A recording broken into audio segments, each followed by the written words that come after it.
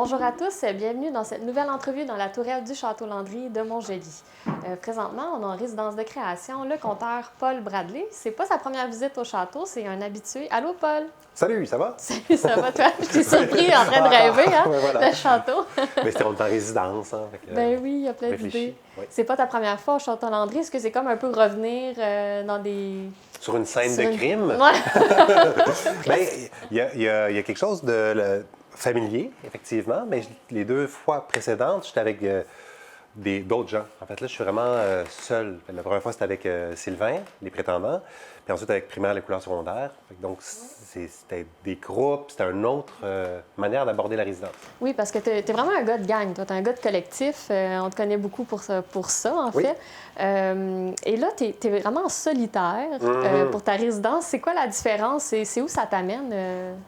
Beaucoup d'introspection, je dirais. Surtout que l'angle que j'ai choisi pour le prochain spectacle que je suis en train de travailler ici, en fait, qui est en train de germer en écriture. C'est au tout début, là. On est vraiment au tout début. Donc, il va y avoir beaucoup de Montjoly dans cette histoire-là. Pas tant pour le lieu, parce que je revisite mon passé des années 90, mais pour cette résidence-là, en fait. Donc, le true storytelling, c'est quelque chose que j'essaie de me glisser dedans, me baser plus sur la réalité, des choses qui se sont passées et comment elles m'ont transformé, en fait. OK, voilà. C'est super. Donc, ton sujet, il est très intéressant, c'est les années 90, on va le nommer. Et en fait, ton projet, ton spectacle s'intitule « La fin de l'histoire ou mes incroyables années 90 ». On pourrait penser que c'est plutôt le côté nostalgique que tu vas aller chercher dans ce spectacle-là, et je pense que c'est pas vraiment le cas. Tu vas aller plus vers un côté politique, musical même. Est-ce que tu pourrais m'en dire plus à ce propos-là? Bien, j'ai résisté justement à l'appel de la nostalgie, là, parce que, bon, la manière que je vois ça, la nostalgie, c'est beaucoup patiner quelque chose, le rendre brillant, puis que le lustre du temps fait qu'on se dit « Waouh, on s'ennuie de cette époque-là ». Après ça, les gens qui recevront l'histoire que je vais raconter vont peut-être tomber dans une certaine nostalgie, mais moi, c'est pas tant patiner le truc que de le graffiner un peu, de voir qu'est-ce qui s'est passé dans les années 90 et qui nous ont amenés à ici aujourd'hui, en fait. L'arrivée, justement, des nouvelles technologies, comme au niveau social. Ça a été un gros tournant, les années 90. Effectivement, le World Wide Web, comme on le connaît, se développe, commence. L'ordinateur portable va arriver. Il y a les CD. Ça, j'en parle. J'ai une histoire là-dessus que j'ai écrite avant-hier. Donc, on a abandonné les cassettes, comme on dit. On a abandonné les cassettes, puis c'était pas innocent, en fait. C'est aussi les compagnies de disques, eux autres, avaient beau jeu de dire c'est beaucoup meilleur maintenant en CD, beaucoup d'avantages. C'est vrai qu'il y a des avantages.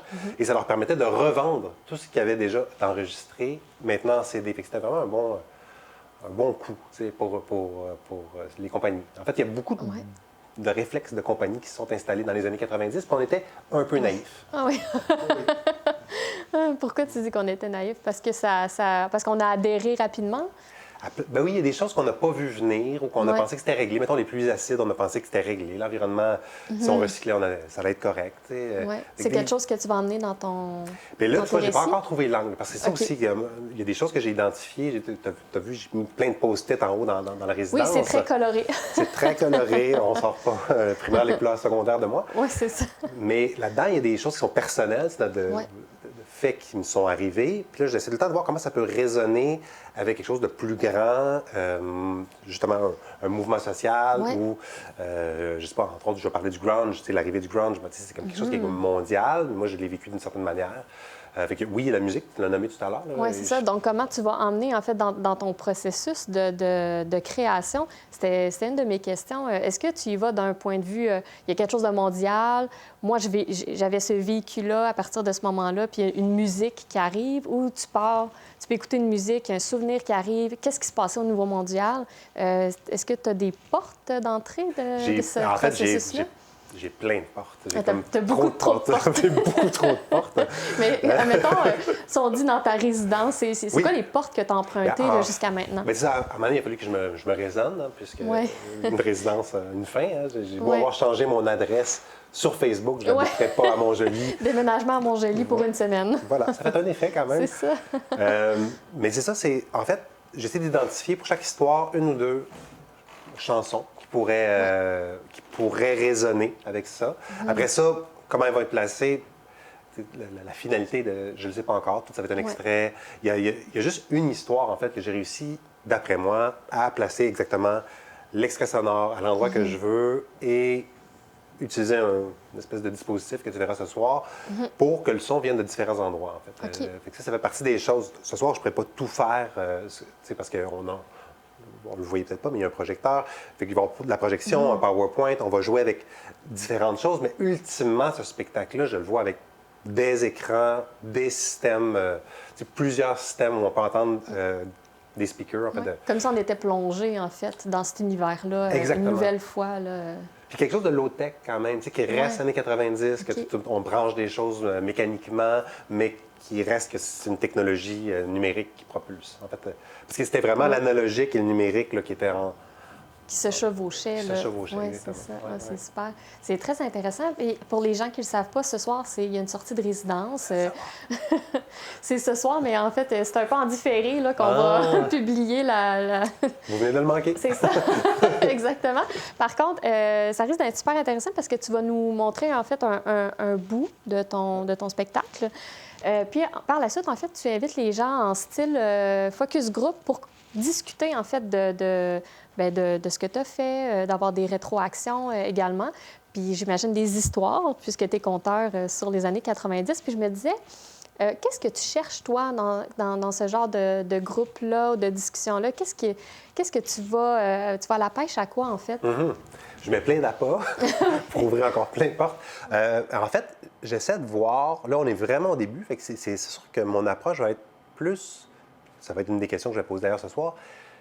Qu'est-ce que vous attendiez à voir ce soir?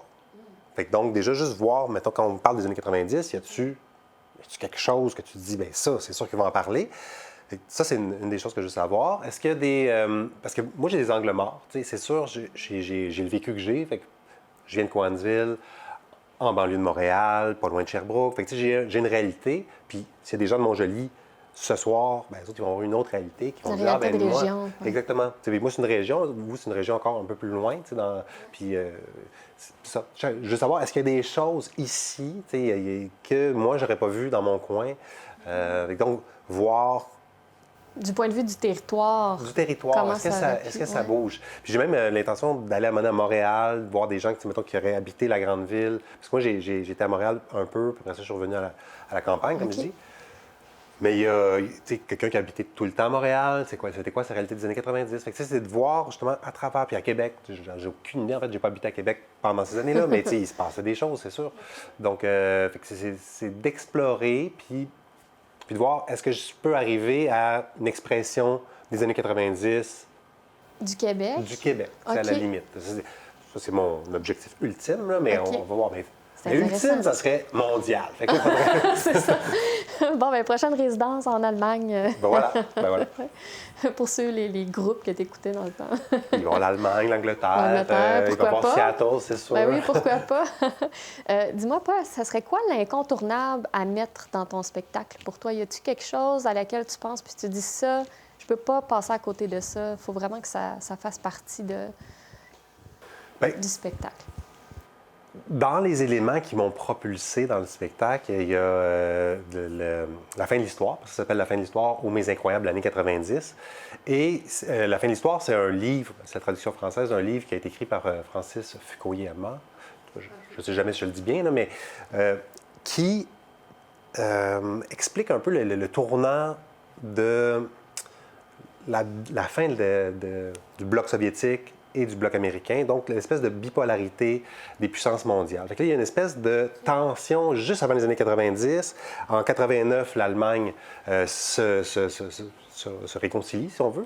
Et donc, ça amène plein de changements dans les années 90. Donc, au niveau politique. Au niveau politique, géopolitique. Ouais. Donc, je ne pouvais pas passer à côté de ça. Puis en 95, on a un référendum au Québec. Donc, c'est vraiment dans le cœur du millénaire. Donc, il y a ces éléments-là que je veux organisé. À date, j'ai une introduction où ça part de mon bungalow, puis tu sais, sous-sol de mes parents, puis là, j'entends la chanson de Sting, The Russian, puis là, je découvre qu'on peut tous mourir instantanément. Tu sais, ça peut arriver, on a la capacité, ça peut être la fin du monde, là. sauf si les Russes aiment leurs enfants. C'est ça que dit la chanson. Si les Russes aiment leurs enfants, ils nous enverront pas de bombes parce qu'ils savent qu'on va leur envoyer des bombes. Puis là, ça amène une autre question. Tout seul, dans mon petit bungalow, dans le sous-sol, je me dis, mais ouais, mais les Russes, ils aiment-tu leurs enfants? Je le sais pas. Ah, c'est ça. Donc voilà, c'est un mystère. C'est un mystère. Et donc, tu vois, à travers une chanson, Ouais.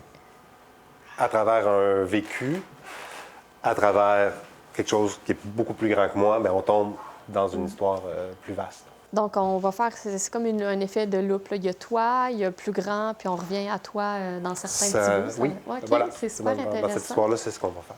Wow! Ben écoute, c'était déjà les questions que j'avais pour toi. Je ne sais pas si... ben là, tu disais que tu étais tout seul, en fait. Non, il m'en reste une. Ah, non, oui. Ben là, tu es plus en mode seul, mais tu n'es pas seul. Tu as des collaborateurs là, qui travaillent avec toi. Oui. Je voudrais que tu m'en parles. Ben oui, qui tout à t'aide fait. dans ce projet-là? Et justement, lundi, j'ai eu une réunion à travers Zoom avec Nisha Coleman, qui, elle, est vraiment spécialisée en true storytelling. C'est vraiment... Elle fait ça. Puis comme moi, j'aborde le true storytelling. Avant ma pratique, c'était vraiment de commencer avec une histoire vraie et ensuite de décoller dans une fiction invraisemble. Oui. Mais pour les gens qui ne savent pas c'est quoi le true storytelling, puis Oui, qui nous oui, écoutent, oui, est-ce oui. que tu pourrais juste expliquer un petit peu? Tout à fait. Je suis comme ça. Hein?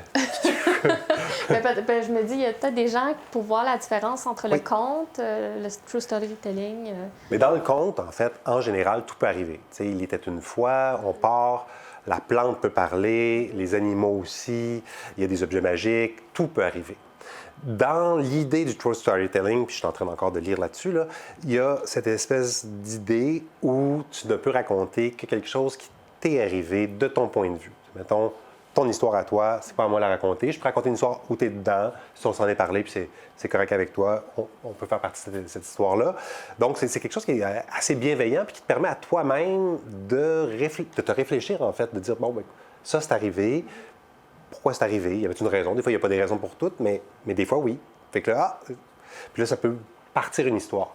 Et au lieu de décoller dans la fiction, puis de partir d'une histoire réelle, puis de dire après ça, magie, tout peut arriver, là, j'aimerais ça garder, dans ce spectacle-ci, l'idée d'une espèce de pacte avec le public. Tout ce que je dis est quelque chose qui est arrivé. Donc, oui, l'ordre va peut-être varier, mais tout existe. Tout s'est passé.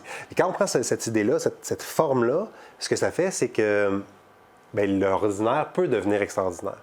Parce que sinon, dès que tu décolles dans la magie et que tout peut arriver... Ça nous amène ailleurs. Là. Ça nous amène ailleurs. Ouais, fait que là, j'essaie de garder... En tout cas, pour l'instant, c'est vraiment ma ligne, puis je pense pouvoir la tenir. Là. C'est merveilleux. C'est différent. C'est un autre genre de merveilleux, effectivement. Oui, c'est ça. Mais la merveille du quotidien. Oui, c'est ça, exact. J'aime beaucoup Bukowski, puis des gens qui ont écrit sur le quotidien, sur la réalité, sur le day-to-day, mais qui peut être fantastique selon un point de vue. Oui. Puis la question que j'avais, c'était la personne qui t'accompagnait. Oui, Nisha Coleman. Oui, c'est ça. Elle est spécialisée en true storytelling, puis donc elle a une distance avec le récit, donc elle peut me dire, bon, mais Paul, au début de ton histoire, tu étais dans la classe, mais qu'est-ce que le prof disait? Je dis, ah oui, c'est vrai qu'il devait dire quelque chose. Donc, elle me Attends pose... d'approfondir. Tout à fait. Elle donne une autre dimension. Elle voit les échos, les scènes qui peuvent se répéter. Puis il y a l'idée aussi de... Parce que dans les années 90, je fais beaucoup de peinture, je suis dans les arts visuels. Donc, au lieu de faire des scènes, là, je vais vers des tableaux. Fait que je commence souvent en décrivant un tableau où il va y avoir de la musique peut-être. Et là, elle m'accompagne là-dedans en me disant, cette partie-là, c'est un peu flou. Ça, je comprends pas trop. Ce personnage-là, est-ce qu'il t'aide vraiment? Il va-tu faire autre chose ou il a juste ouvert une porte? Tu sais, fait que c'est ça.